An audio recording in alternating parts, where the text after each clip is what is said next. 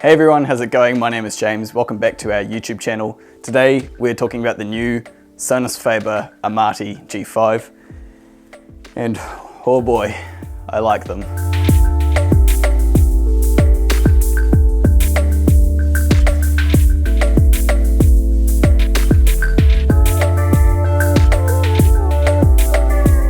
These are the 5th generation of Amatis. They're part of the Homage range by Sonus Faber. They originally did the first Amati, I believe in 1998, I think. So aesthetically, differences between the 4th generation and the 5th generation. First, it looks fairly similar to the 4th generation. They're not trying to reinvent the wheel here. This is just the next step for Amati. They have taken the current design and increased lots of little pieces here and there like they often do when they, re-release a speaker.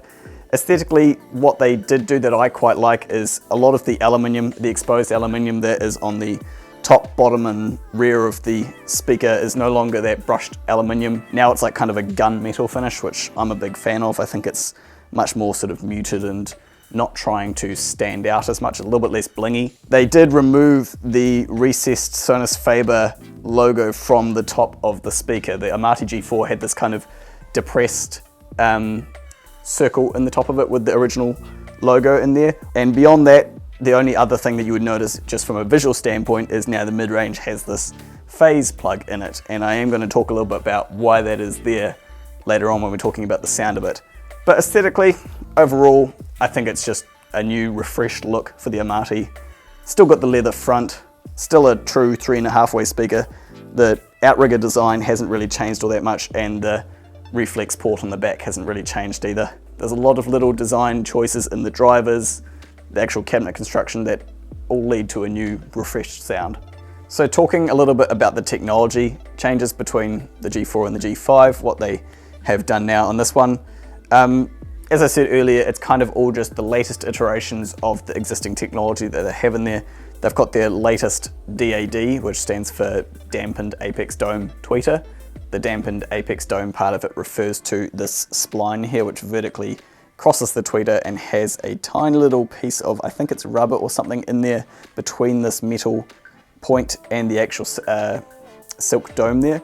And when they say dampened apex dome, that means that when the tweeter is reaching its apex or its maximum excursion, that damper there sort of acts as like a suspension. I believe it also helps with making the waveform a bit more uniform. The mid-range is interesting. They have got a 30% shorter voice coil in it now, which Sonus Faber's words means apparently 15% more force factor. I guess in layman's terms that would mean that now the mid-range has a bit more strength and body behind it, so it kind of comes at you with a more energy-filled presence. The phase plug that you see in the middle here is kind of one of the more interesting things about this version of the speaker. Apparently discovered by accident, they were running some computer models to see what they could do to potentially improve the uniformity of the wave coming out of their mid-range. And so the way the phase plug works, I believe, is it acts as a waveguide for the mid-range sound, so it kind of comes out, goes around the plug, and forces the wave to snap back around it via diffraction, and it results in less turbulence in the mid-range. A lot of fluid dynamics, definitely not something I'm trained in, but all I know is I've listened to these and they do sound a lot better in the mid-range than the G4 did, so they must be on the right path. And the bass driver, the Amati bass driver is different to the bass driver you get in the Serafino, which is the next level down. The Amati one has had, I think, a little bit more changes done to it. The main thing being that it has a dual voice coil winding motor system, and it is now using a neodymium slug for the motor as opposed to your standard sort of ferrite magnet. And that is really audible because probably if I had to sum up the biggest difference in sound between these Amatis and the 4th generation, the one word I would use would be bass. I can definitely hear the difference that the new bass driver has made. So now that we've talked about like kind of the technical aspects and the design changes and aesthetics and that sort of thing, let's talk about probably the most important thing when it comes to hi-fi speakers, how they sound.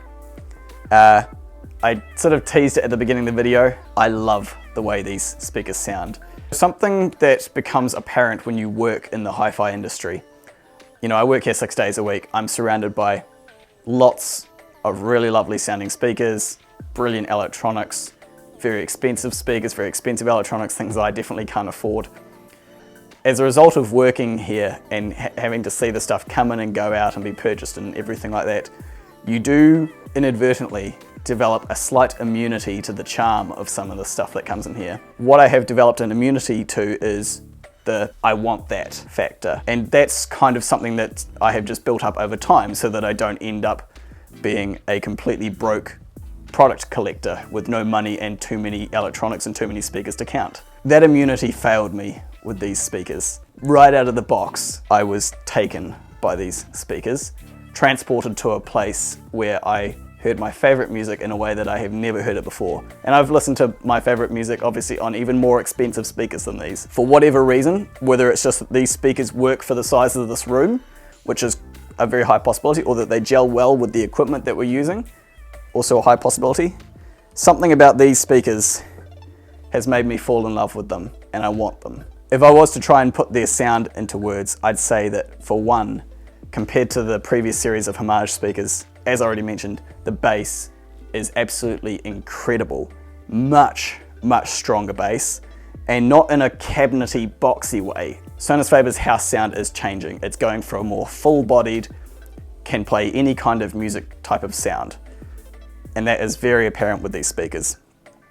The bass on them is clean, it's powerful. You absolutely cannot hear the cabinet. If you close your eyes, you wouldn't know that there are speakers in the room because these are solid, like you just cannot hear the cabinet of them whatsoever. The mid-range is engaging, smooth, and while it is smooth and soft, at the same time, it also has a presence and an attack to it that keeps you awake and in the moment.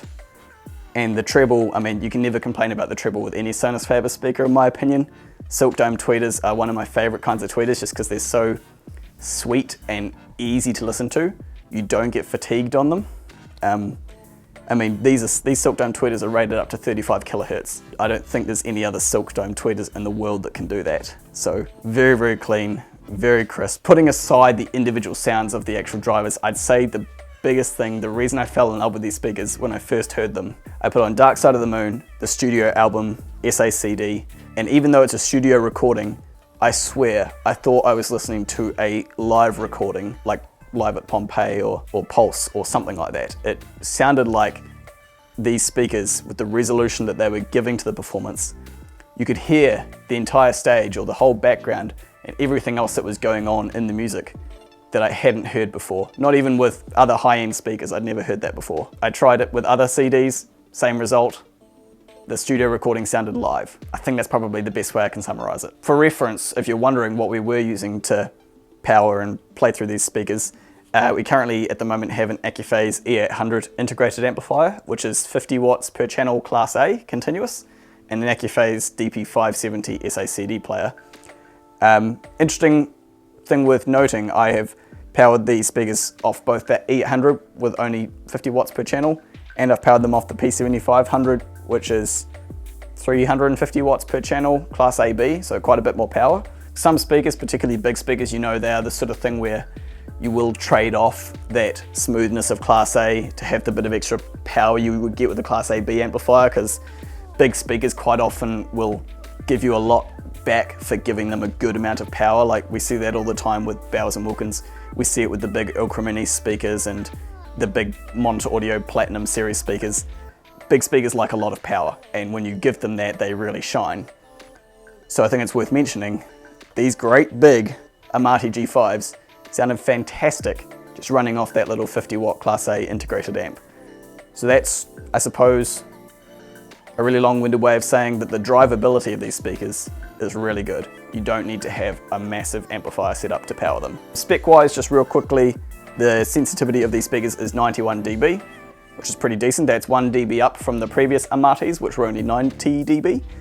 And the frequency range, the frequency response range hasn't changed. That's still 28 Hertz up to 35 kilohertz, which is really wide bandwidth, really wide bandwidth. If you have any questions about them, put them down in the comments and I'll definitely be happy to answer them, because I love talking about these speakers, as you may be able to tell. Thank you so much for watching this video. I love these speakers. Like and subscribe if you want to see more of this sort of thing. We bring out new videos all the time whenever we get new products in, or whenever we want to talk a little bit about something kind of special or unique. Thanks for watching this video, guys. I hope to see you again. Ka kite anō.